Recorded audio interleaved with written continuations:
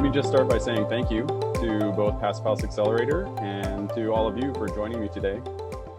I really love the opportunity to talk about one of my favorite projects that I've been able to work on, and that's Solis Apartments. As mentioned, it is in Capitol Hill in Seattle. And one last shout out to our developer partner on the project, Solterra. They had the will to see the vision of the project through to completion, and it's great. I hope you'll agree. So with that, I'm going to move these controls a bit.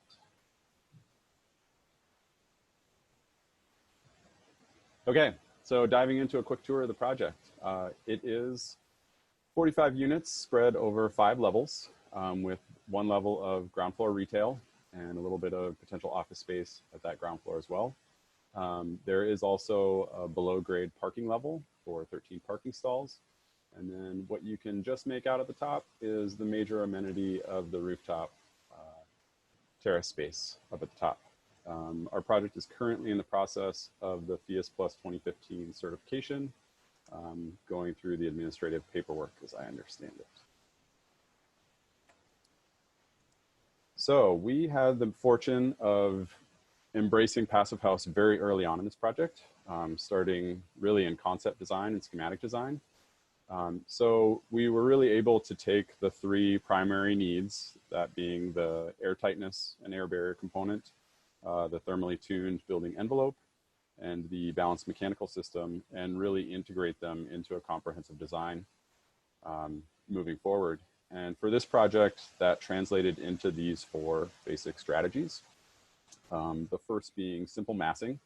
So looking at the image on the left, you can see it's more or less a box.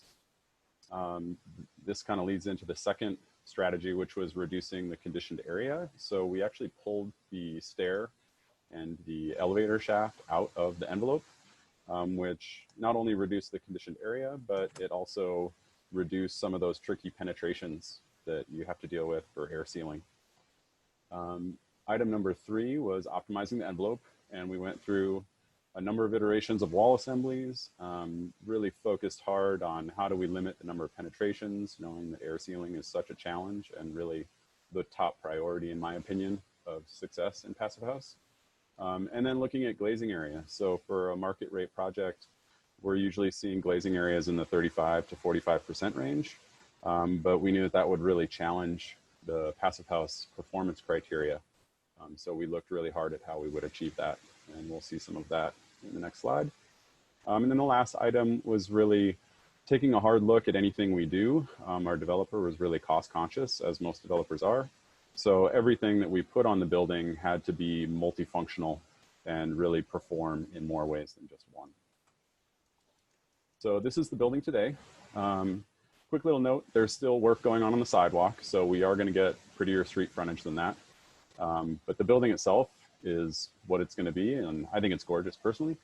But what we see from this view is the exterior stair that I mentioned previously as a major design component as well. And then on the south side of the building, which is to the right, we see the bolt-on balconies, which not only add amenity space for the tenants, but it also provides shading for the unit below. Not part of the Passive House envelope because that was really just the residential floors, but we did also bring this exterior component down at grade level to really highlight the idea of outside amenity spaces, which was a theme of the project as well. So I mentioned glazing area before. This building achieves 27%, which is way less than the 35 to 40 we typically get. But I think it's sufficient. And a little later on, I have a slide of interior, and you can judge for yourself what you think the light quality and the effect of the windows is.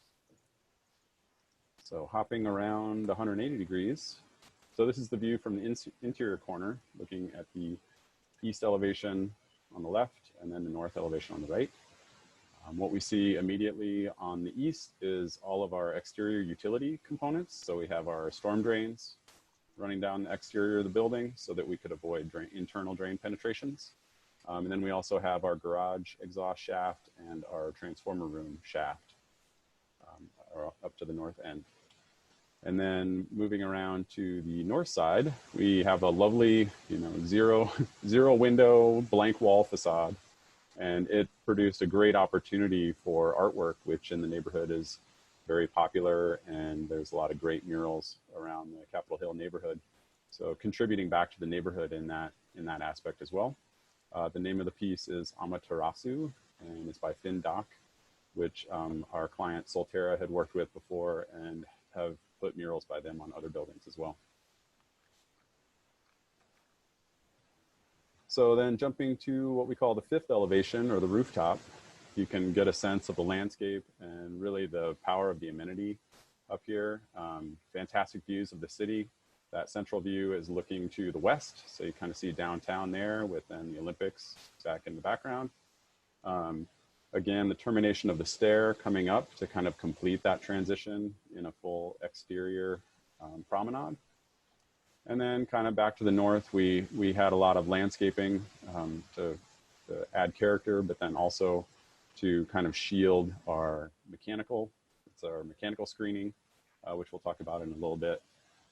And then the obvious thing is all this is covering our extra thick insulation layer, tapered outboard insulation to slope to the east side where we saw the downspouts in the previous slide. So to the interiors, on the right, there's the view from the inside with the windows, as well as the technical aspect of the windows. We did get a Eurotech triple glazed. On the left, we have the kitchens with the energy efficient appliances.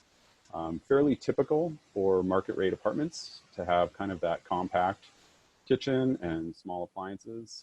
We also like the real clean look that we felt kind of contributes. You know, one thing that often gets overlooked in a passive house is the amazing air quality that you get from the filtered air and you know, the quiet that you get from your triple glazed windows.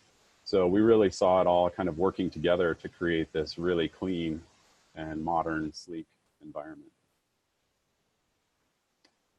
So that's the brief tour. Power of hindsight. What have we learned along the way? So first big takeaway was really the mechanical system. And anybody that's worked on a market rate multifamily project, you know that there is an intense VE exercise at some point where, you know, we're always over budget. We always have to suck more money out, but somehow we end up being able to build a project in the end, which is great. So we went through it and we had really dialed in our envelope. So we couldn't do much at the exterior of the building, which can be a big cost. So it really boiled down to the mechanical equipment. And we initially had a single ERV to serve the whole building. Not sure why, but we ended up with 5 individual ERV units. Fortunately, we did have large enough closets on each floor, but we have 1 ERV per floor and had to locate that in the closet. So the big takeaway was plan for the amount of space, as Monty alluded to early on, is really make sure that you have space for the amount of equipment that you're going to end up with. And the other big takeaway that has come up before is get your mechanical guys on board as soon as possible, really get them to embrace what it is, what the goals of the project are, and be serious about it. A lot of times they come in and, you know, they're not getting paid to do that early pre-con work. So they're just doing little napkin sketch things and then they walk away, come back 6 months later. And really, from a team standpoint, we really need to get them engaged and paid just like the rest of us that are working on this project to come up with the best possible solutions.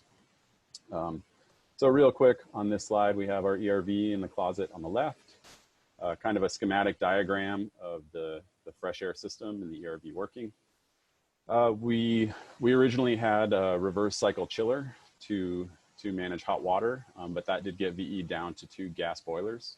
So one of our other takeaways was kind of looking at long-term carbon emissions. These 2 gas-fired boilers are contributing something between 30 and 40% of our carbon emissions for operation energy. And we can't have that in this day of climate change. We really need to do better. The good news is that City of Seattle is really limiting or potentially eliminating gas connections in all new construction. So this will not be an option moving forward. And hopefully we can work with our developers to make sure that that is reality and not just an idea the city has. The last slide at the bottom, just a couple of our heat pump units that ended up down in the garage because that's where we had space for it. Not, not terrible to have it down there, but we literally ended up with equipment everywhere that it could possibly fit because we ended up with a lot more equipment than we originally had in mind. So then jumping to the roof, here's kind of our farm of heat pumps. We have, I believe, 48 heat pumps on the project, and it took up a lot of space on the roof. And as we saw in the rooftop amenity, that's taking away space from that amenity. So the developer wasn't necessarily happy with this option, but the roof is the best place to put a lot of this equipment. So really dialing in, how can we reduce the amount of equipment, reduce the amount of space that it takes up, and really fine tune that really early on. One place where we saw great success, however, though, was the corridors. We planned really early on, knowing that we were going to have all the ductwork for the supply and return air to the ERVs. So we planned for some higher ceilings in our corridors. The picture on the left shows the original ceiling with the pre-rock in there for the box out. And then the middle is the ductwork being installed with some electrical in place as well as the fire sprinklers. And then on the right, on the right is the final result. And we ended up with a finished ceiling, I think just shy of 8 feet. So a little bit more generous than it could have been if we had not planned for it.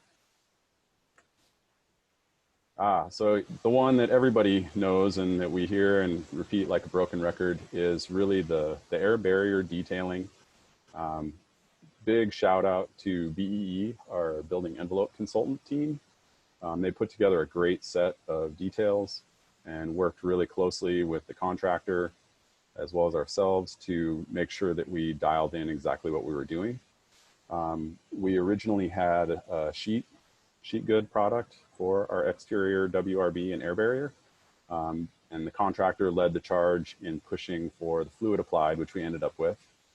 So it is a Prosoco product. And it was their push saying, hey, we know how important the air barrier is. We want to make sure that we get it right. And we know that this product really helps us get it right and account for all the penetrations that come on down the road later.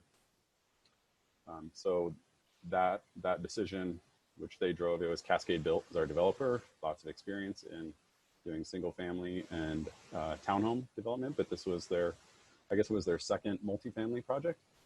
But they drove the ship on that and convinced the developer that that was the right way to go. And in the end, it worked out great.